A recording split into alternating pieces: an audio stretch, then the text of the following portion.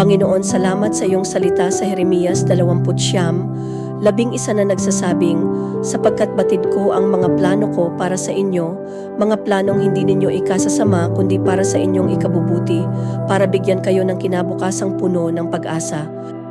Sa mga oras, Panginoon, na kami tila naguguluhan, nawawala, o hindi alam ang susunod na hakbang, turuan mo kaming magtiwala. Sa gitna ng kawalan ng direksyon, ikaw ang aming liwanag. Sa gitna ng tanong, ikaw ang kasagutan. Panginoon, alisin mo po ang aming takot sa hinaharap. Punan mo ng kapayapaan ang aming puso habang naghihintay. Bigyan mo kami ng lakas na sumunod kahit hindi pa namin lubos na nakikita ang dulo ng daan. Tulungan mo po kaming manalig na ang bawat paghinto ay may layunin, bawat liko ay may direksyon, at bawat luha ay may kabuluhan. Paalalahanan mo po kami na hindi kami kailanman nag-iisa, kasama ka namin, gumagabay, nagmamahal, at nagbibigay ng pag-asa.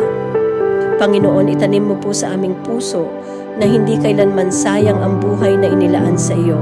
Naway patuloy kaming kumapit sa iyong pangako at buong tiwala naming sabihin, ang buhay ko ay may direksyon sapagkat ito'y hawak mo.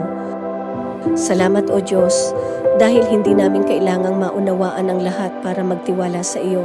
Sa iyo po ang lahat ng papuri, karangalan at tiwala ngayon at magpakailanman. Amen.